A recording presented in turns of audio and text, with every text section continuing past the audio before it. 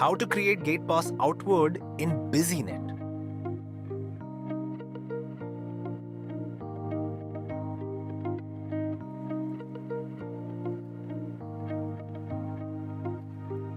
Users can create gate pass outward against entity types such as supplier, customer, and employee. After the selection of entity type, users need to select entity name and add the respective items and its quantities.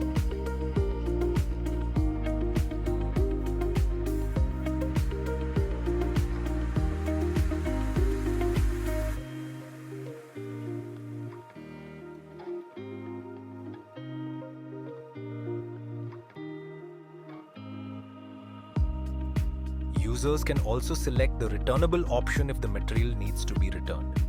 Once document is approved, users can generate PDF print of the respective document.